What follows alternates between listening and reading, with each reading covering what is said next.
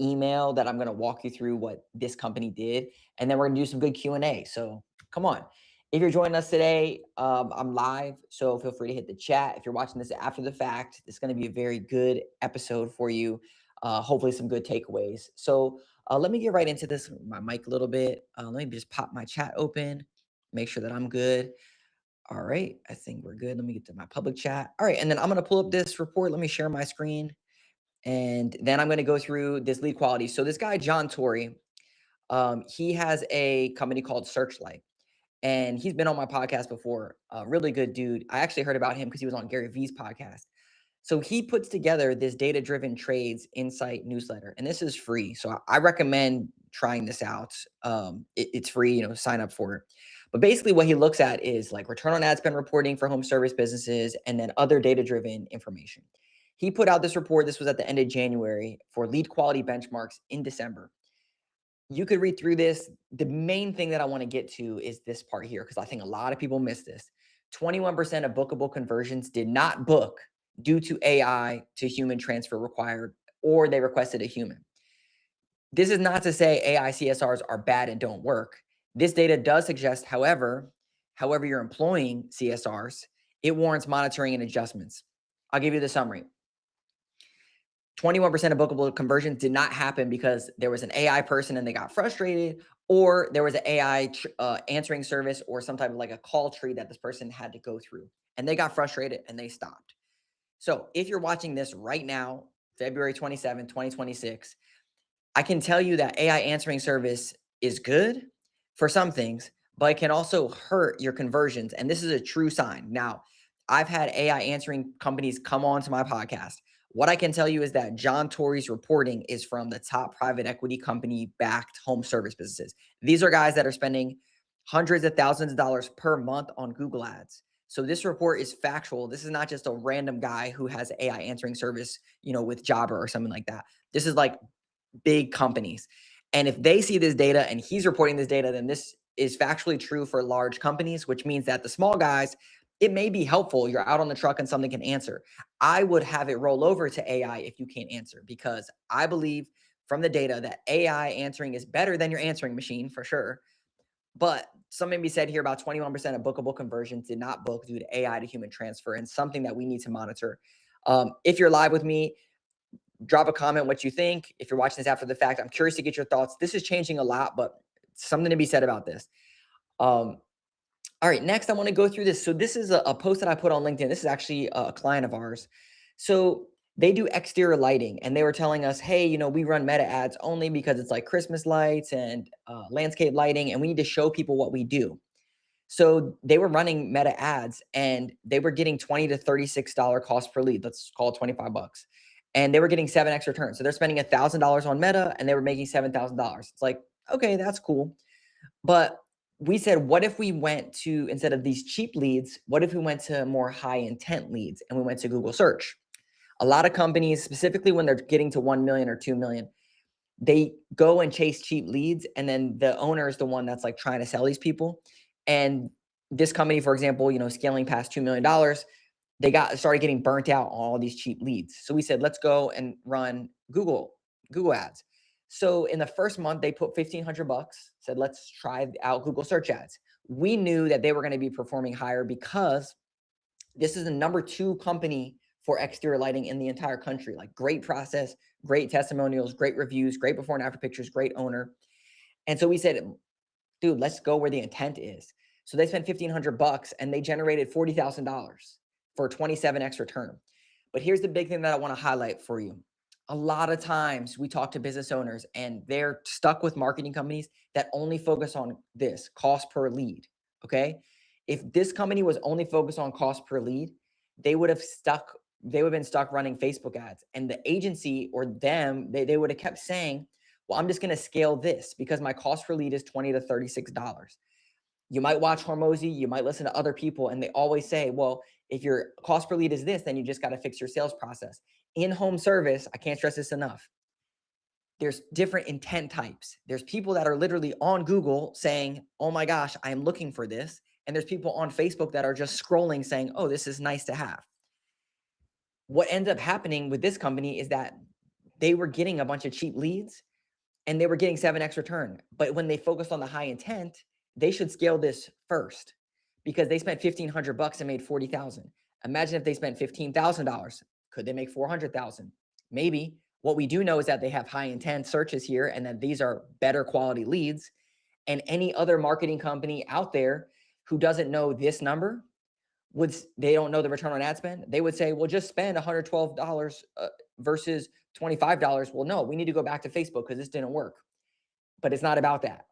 As a business owner, I know as a business owner, we don't care about leads. We care about revenue and growing our business.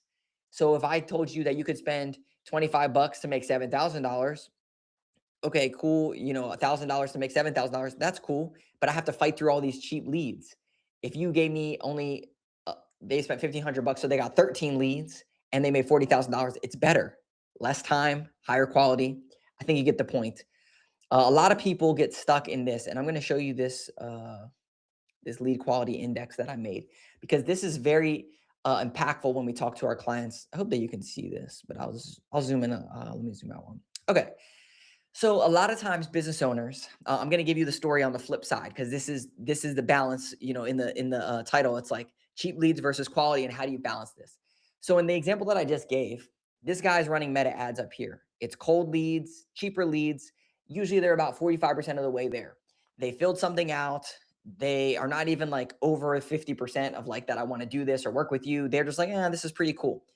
It takes you 55% energy and effort to try to even get them to answer the phone, set up an estimate, blah, blah, blah. But it's cheap leads. And as you go through this funnel, you get all the way to someone who literally goes to your website and schedules online, which is a hot lead. They went to your website and scheduled online. The next example is the other extreme that I'm going to give you. We have a remodeling company that we work with, and we work with them for 6 months. And every single time we talk to them, they say, we have a couple rules. No forms on our website, no chat widgets, no guide downloads. We only want people that are going to schedule appointments online. And over again, we're fighting with them. And the data kept telling us, this is wrong. So what we did was we finally got to the point where we said, hey, we need to add a contact form to the website and a chat widget and a pop-up on the website. The intent is not going to be a full-on scheduled appointment, but you have customer service representatives, you have salespeople, so you can contact them. Within the first 4 weeks of doing this, they had their best weeks of leads. They were usually getting about 5 to 6 leads a week. The first time that they did this, they had 18 leads in 1 week. So the lead quality might be a little bit lower, but if you just go back a couple steps here, these people are 70%, 75%, 80%. So they need 20% to get over the finish line. They literally went to your website and filled out a form. And when you walk your way up this, in the other side, the exterior lighting company that I just gave the example, he wasn't focused on any of this. He wasn't focused on any search ad forms, Yelp. He did have a chat widget contact form, no LSAs. And they don't have online scheduling. So when we're consulting with people, we're like, hey, okay, you're out here. What if you could get closer to a hot lead to speed up your sales process and get higher quality people that are going to spend more money? So when we look at this lead quality index, it's something that's very important in your business. You can see like all these things you should layer in. I would recommend starting from the bottom and going up. A lot of people start with the cheap stuff and they go down, but I would recommend going up this way. Now, let's say you ran search ads, because a lot of times people get burned on search ads because they don't have return on ad spend. So I want to be very clear here. This is why marketing agencies, dime a dozen at this point, they always just say like, run meta ads. We'll set up some automations. You'll get the leads coming in because it's easy. It's cheap leads. And then you can easily just throw it back on the business and say, well, you can't close anything. It's all your fault. These leads are great, right? I'm sure you've heard that. But this is not the case, okay? This is not how it should be. What should be is you need return on ad spend. You need your marketing company to go past just lead volume and go into actual, like, what does this turn out to be from a money perspective? Because then that's going to help you make way better decisions than just leads. Okay, I hope that I nailed that point home. I'm live, so if you have any questions, drop them in the chat. Let me pull up our next topic here for us. All right, so this is really cool. This is why I create free content like this, because we had a woman who got on a sales call, and Seth on our sales team, he was like, hey, how did you hear about us? And she said, oh, I've been listening to the Jobber podcast, Masters of Home Service, and I heard Phil on there a couple times. And he said, well, what did you hear? Well, what stuck out to you? And she said, oh, you know what stuck out to me was when he's talking about email marketing. And she's like, well, tell me more. What did you do? And she said, well, I listened to the episode and we were in a slow season. So I sent out an email to our database for handyman services. They're remodeling, but when they're slow, they do handyman services. I sent out an email about handyman services and we made $30,000. And I said, wow, this stuff works. And I was like, I was watching it back on Fathom, the recording, and I'm like, come on, man. Like, this is exactly what it's about, is making content to help people. And then she does it. She gets $30,000 out of it. And she says, wow, I need marketing help. So let me go talk to these people that already made me $30,000 for free. Two parts of this. One, if you are not making content, a lot of business owners see it very short sighted. They think, I'm going to make content, I'm going to get leads, and then I'm going to grow my business. Obviously, we all want that. It's not to say that you create a social media post and then someone sees it and then right then and there they click on it and they want to work with you. Maybe that's great. But it's the opportunity to add value that when they need something, they say, wow, this company actually helped me before. So I'm going to go back to them and reach out to them. And they're going to stick in my brain because they're constantly in front of me. This is what it's about. The second thing is her exact example. If you're listening to this and you're not doing email marketing, you're missing out on like $30,000. This is not even $1 million company, probably. I don't know what size she is, but they just made $30,000 and they sent out an email to their database. So a lot of business owners, when I talk to them, they say, yeah, I should be emailing them. I should do this. And like her, they do a random one-off one and then it doesn't work and it's just farming. She used the strategy that we recommend, which is you send out an email and in the subject line, you very specific. A lot of times people send out these generic long emails that people have to read through. And it's like a newsletter just for branding. And then you wonder why no one contacts you. It turns into a sale. So like have a specific subject line that says in your area, we're going to be in your area next week doing a handyman service. Want to see if you have any products we can take care of or something that's very, very specific. You will get leads out of it. You will get customers out of it, especially if you're slow. So very, very cool story. All right, I'm going to open this up to Q&A. I have a couple questions here that my team has curated, and I'm going to go through and break these down. I'm live, so if you have questions, drop them in the chat. If you're watching this after the fact, put them in the comments. I'll respond to them, so happy to be a resource. Maybe, you have a comment, we'll stick it on here for the next live that we do. All right. I own a $2 million HVAC plumbing business. We are slow right now in shoulder season. What's a practical way to generate opportunities from our existing customers list this week? Okay, well, I just gave you an example of what to do. I'll give you another one. There's this plumbing company that we work with. They're a little smaller than you. They use Jobber. They're out probably 1.5 million. We literally just did this. So I saw this in the all team Slack, a win that our team shared. So they do plumbing and HVAC. Right now, they sent out a text message to all of their past customers and they said, hey, we're going to be in your area doing a hot water heater flush. Let me know if you want us to stop by and do yours. And someone responded back, yeah, how much do you charge? They said, yeah, we charge, $150, whatever, $200. And then they said, cool, sign me up. When can you come out? That's just one quick snapshot of what it means to follow up with your customers and reach out to them. I'm not saying that you have to figure out how to text message all your customers or email them even. What I am saying is you could easily pick up the phone if your customer service representative or you are slow and talk to these people or your salesperson and just call every single person and just say hey, 2026 is just starting out. We're going into spring. We're going to be busy. Just wanted to see if you have any projects that you're going to need to be getting take care of because we're going to be out your way next week. A simple call like that, it builds great value. It shows that you actually care about your customers and it also gets jobs on the books. So if this is you and you're slow, do those things. I guarantee that it's going to teach you business faster than just slapping some Facebook ads, putting some Yelp ads, setting up some random ads to try to get new customers coming in. Go back to the people that already know, like, and trust you, reach out to them, and they will work with you. All right, next, electrical contractor here. We have a not yet bucket in our CRM. What's the best follow-up cadence so we don't lose those deals? Ooh, this is a good one. I think a lot of times people, there's these, we call them Caspers, friendly ghosts. They never get back to you. They just go, they ghost you, but they're friendly people. So in their CRM, they have a not yet bucket. And so what you should be doing is if you do an email newsletter every single month, you should include these people in your email newsletter. You're going to stay top of mind. So we had a remodeling company that we work with and they do custom closets, custom wardrobes, that kind of stuff. And they told us, well, people are not getting a custom closet every single month. Why would we email them every single month? We never do this. And we're like, well, you do custom wall mounted TV inserts. You also do like custom offices and stuff. So like there's other things you could cross sell. But worst case, you're just staying top of mind. So that way they could refer you. So they had a customer, it was October, who came in, friendly ghosted them in the not yet bucket. Fast forward to March, we send out an email newsletter. She says, hey, I'm ready to do my project now. Could you send me the estimate? She responded to that email newsletter that she got about the project. And that email that they sent out was all about their process. It wasn't even cross-selling something. It was just like, hey, let me tell you a little bit about our process when you decide to work with us. We do this, we do this, we do this, we do this, we do this. Would love the opportunity to work with you on any projects. Here's some of the things, mud rooms, da, da, da, da. She responded, said, sign me up, $21,000.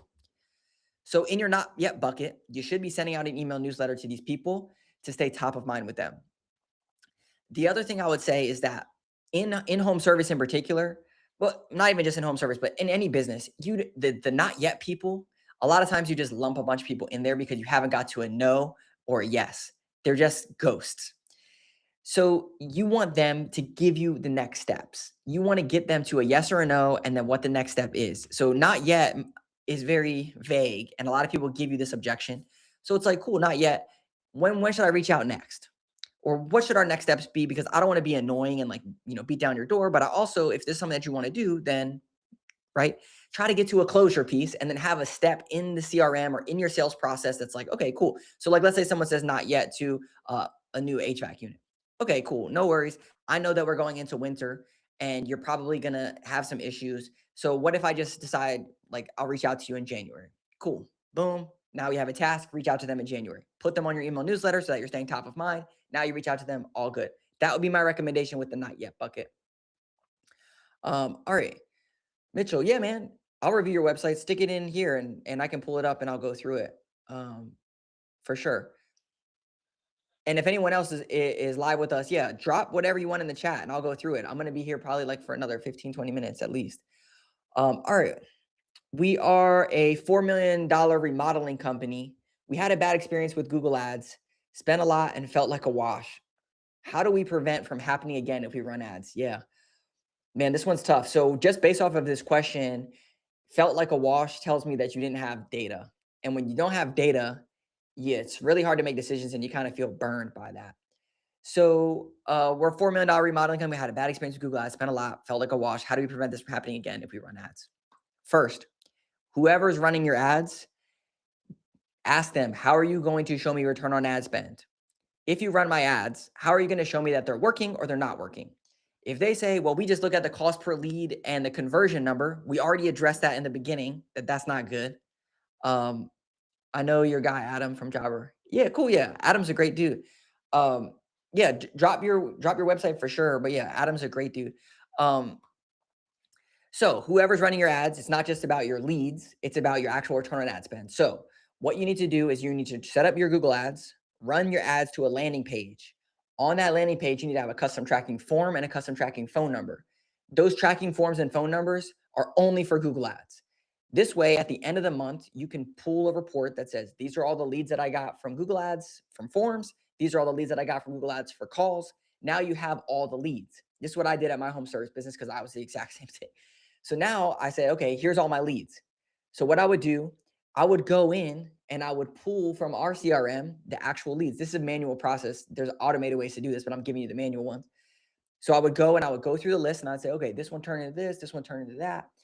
Now we have some integrations and stuff where it pulls for 90 days. There's other tools like even Searchlight, the one that I told you at the top. They have some cool tools for this. But essentially what I'm getting at is that if you spent money and it felt like a wash, felt is not a good choice for making a decision on a $4 million remodeling company. You need to have bona fide data. So what we would recommend and what we do is like, let's say that we ran your ads. Let's say that we ran ads and you spent $1,500, you spent $4,000 and you didn't make any money. Then we look at the leads. How many leads did we generate? And then we go and we listen to the leads, the calls and the forms, because we want to justify and figure out, is this a lead quality issue or is this a sales issue? That's the two questions every single time. Is it the lead quality issue or is it an actual like call scripting conversion issue? And usually it's a little bit of both, I'll be honest. It's not just like, oh, you guys can't close anything. It's also like the lead quality might not be there. So how do you tighten up your lead quality? On your actual landing page where you have the form, you might add like, how much does, what's your budget? Or like one or two other qualifying questions, like what's your address? Something else that shows a little bit more intent than just like, let me give them my information and see if they reach out to me. More intent. The other thing is if you listen to the calls and it's like, oh, I can't listen to these calls. I know a lot of owners. One of the first companies that I work with, the owner's like, I can't listen to these calls. I get too upset after like 3 minutes of this. If you feel like that, it's probably because you don't have a call script for your CSRs to go through, and you need to set up a call script and coach them on it. I know that it's frustrating and it's hard to listen to these things, but that is the thing that's going to help move the needle. So once you fix those two things, lead quality and your call script, that should tighten up your actual results. I will say this. If you get to the point where you are doing all this tracking and you have return on ad spend and it's been 3 to 4 months and you're not seeing the results, it may not work in your area. The numbers might not line up, right? The competition might be spending way more money and it might not make sense. Like a perfect example, like you might be an HVAC contractor against a private equity backed $100 million businesses, and Google Ads is not where you're going to win. And you might be trying it, but this is not how you're going to compete with these big guys because their budget's 100,000 and yours is 1,000, which is fine. You got the data that proves that. There are other ad channels, for example, start going down the line, that index that I said, like Yelp ads, go and try Angie, Thumbtack, all the way up to Meta, home shows. Like there's a bunch of other ways that you can spend money and get leads coming in that this works for. But at the end of the day, you need the full funnel data, leads, revenue, return on ad spend, how much money did you actually quote versus converted, so that type of stuff. Yeah, Mitchell, if you want to put your website here, I can definitely take a look at it. You got a consult with Seth, yeah. Yeah, man. Yes, that's a good guy and great stuff. Like our whole like discovery calls are meant to be informative, and like if it makes sense to work together, great. If not, it's all good. Hopefully, you learned something from it. So I appreciate that feedback. All right, we got a couple more questions here. So if our close rate is stable but revenue isn't growing, what numbers should we look at first? If our close rate is stable but revenue isn't growing, what number should we look at first? All right, this is a great question. Your close rate is 50% or 40%, but our revenue isn't going up. So either you're not having enough come into the top or you're not maximizing what's coming through the funnel. So it's two sides of it. One is your closing rate is 40%, but they're not getting enough opportunities to grow your business. So you need to look at your booking rate. So how many leads did we get versus how many estimates did we run or how many jobs did we run? If your booking rate is not 50%, 60%, 70%, then that could be an issue. Sometimes we talk to companies and it's like 20% because they got leads coming in, but they're not booking them. So that's the first thing, is why your business isn't growing is because you're not getting more things through your funnel. You're just same old, the same conversions. The second piece to this is your average ticket. If your average ticket is lower than what it was before, then obviously your business is going to go down if your close rate stays the same. You need to close more. And then you need to increase your average ticket, which is going to drive up your actual revenue. So two sides of it: get more leads coming through and fix your booking rate, and or fix your average ticket, or do both, and you're going to grow your business. The close rate is just the middle line. It is one piece of the pie, but those are the three things. There's actually four numbers to grow your home service business. There's your booking rate, which one I just mentioned, your close rate, which is the one that you said is steady, your average ticket, which is one that you can go up or go down, and then your cost per lead, customer acquisition cost. If you know those numbers, it's really just a numbers game of how can you grow your business. Do I need more leads? Do I need better booking rate? Do I need better conversion rate? Do I need a higher average ticket? All right, Mitchell, it's not clickable. I can't see it for some reason. If you want, you can just like type it in without the .com and I can pull it up. Um, I'll even pull it up and just like do it live and share my screen. All right, next question. We do roofing. I want to publish a pricing page, but we don't want to post hard prices. What does a pricing page look like that still helps conversion? All right, great question here. We get this one a lot, which is like, I don't want to give out my pricing to my competitors. It's so variable. Like someone might see this and I don't want them to stick on this number and say like, this is our number. What I will say is that right now there's a crisis with trust. And what I mean by that is that homeowners, everyone in general, they're getting a lot smarter when it comes to AI and how people work together. Mitchell, I got it. I'll pull it up after this. There's a crisis on pricing. And so what you need to do is that you need to build trust. And the way that you build trust is that you stand out as the authority and you help them to the next stage in the process. The way that you help them is, imagine if you and I are at the bar at a restaurant and you tell me I own a roofing company and I say, "Oh, I'm thinking about getting my roof. Like, what should I look for? Like, how much does something usually cost? What does it make sense?" And you would probably say, "Well, yeah, I got to look at it," but you probably have a couple canned questions in there. Well, how big is your home? What's your square feet? What type of shingles do you have on your home? Right? Like asking a couple clarifying questions. So on your pricing guide, you can do that exact same thing. Here's what makes the price go up. If your home is bigger, your square footage, then your cost per square foot should be X amount of dollars. Here's what makes the price go down. If you have a bigger home, but you have two different tiers or two different levels, but if you have two different tiers, but you only have one level of roof line, then it's a little bit less, right? Like give them the information so that way they can at least get a basic understanding of what that looks like. Same thing with like the type of material, who installs it, right? Like if a company has subs and they do that, is it more expensive? Is it less expensive? If it's all in house, right? Like build some quality for you. Basically, you want to guide this person to the next stage. What we found is that people go to a website, they want to know two things: how much is it going to cost, and when can you do it? If you can move those two balls forward as far as possible, you're going to build a lot of trust. The way you do that is have online scheduling and have a pricing calculator, but you could scale it back from there.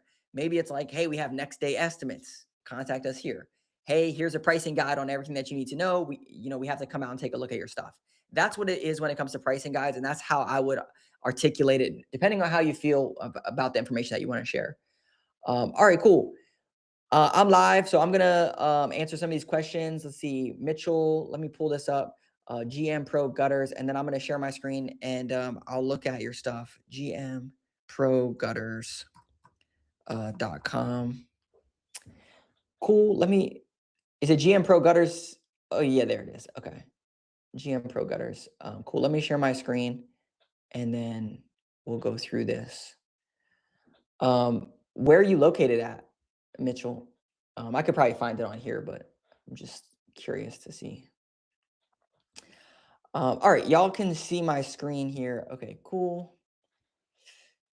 I'm pretty sure this is you. Let me know if it's not. I just typed in GM Pro Gutters, so this should be good. All right, I'm gonna go through and just do a quick audit on this site. So when I come to the site, first right off the bat, I think that this contact button should be over here. More is no one wants to click on more. I would maybe make this like about and like have this as a drop down of other stuff. Um, okay, let me see. Okay, you're in Roanoke. All right, cool. Oh yeah, yeah. Okay, so this is you. Okay, cool. So yeah, outside the contact over here, I would add your services right up here. So you have services. I would add them right at the top. And you could have services drop down. Let me just see. Facial board, underground drains. Yeah, seamless gutters. I would get rid of this home button. This looks a little bit outdated. Obviously, you know Adam, so you've seen Adam's site. So I would go and look at what Adam's site is and try to like mirror what that looks like from a header perspective. Um, the other thing I would say is on mobile, this might be nice, but on desktop, the clickable number is not really that relevant. Obviously, you want the number up here, but I would have another button here that says like get a free estimate. You obviously have that right here, but another button up here that I would have. Um, this is good. I would probably slide this over a little bit and have your picture here, but this is fine because this feels more like a landing page to me. But still, this is fine. Um, complete gutter and drainage in Roanoke. You got some pictures. You got some reviews. Our services. Okay, this looks good. Let me look at our seamless gutters. Yeah, so you optimize this for Roanoke. So Roanoke. Um, there's no H1 designated on this, so I would make sure that you have the right H1 designated because I don't see that on here. Um, let's see, area served. You want to build out service area pages on here. So basically, you want to have a page for Roanoke City. You want to have a page for Bent Mountain. It's going to help you rank. Yeah. For people that are watching this, let me just pull up the person that he mentioned, which is one of our clients. That way, at least you can just see um, what I'm referring to. All right, while that pulls up, um, cool. Mitchell, are you running any like LSAs, Google search ads, any of that kind of stuff? Or is it mostly just SEO that you're focused on? Um, yeah, you can drop it over there. While this pulls up, I'm going to show you what I was just explaining to him. So on Adam's site, he has a pop-up here to enroll in their gutter protection plan and receive a free cleaning. So that's a nice pop-up. If you notice on Mitchell's site, he has the form embedded, which is not fine, which is fine. Where on Adam's site, we have the promo that's actually a pop-up right up there. When we go through this, notice how he has services drop down, the about drop down, like what I was just coaching Mitchell on. And then he has his financing, pricing, referrals. It looks a lot cleaner where if you were to go over here, you can see the homepage and then you want to slide everything over and have your buttons here, like get a quote, schedule visit. This is what I would recommend doing. Um, yeah, this is what I was referring to up there. When we look at his service area pages, I'll show you in a second once this slides over. The service area pages, you want to make sure that you have a specific page built out for each location that you target. So in his example, I mentioned about Roanoke City, but if you go up here to his about, he has an area served section, and I'll show you that in one sec. You can see if we scroll down, see how these are all linked out, and then if you go to like Glenmore, for example, this is a gutter cleaning in Glenmore neighborhood, and it's all just about that specific area. So the whole goal is targeting that specific area. Um, cool. Let's see. Okay, so yeah, so he's running Google Ads. Yeah, with Google Ads, you might have a landing page set up, but I would recommend tracking that all the way through. Yeah, hopefully that was helpful going through that audit there. I think it's nice you have the chat widget. I think some opportunity just to clean up like what I just gave you. Um, cool. I appreciate everyone hopping on here. I try to go live like every Fridays. So if y'all have more questions, submit them in the comments, and then I'll add them to the next one. Mitchell, appreciate you, man. Hopefully that was valuable information for you. Cool.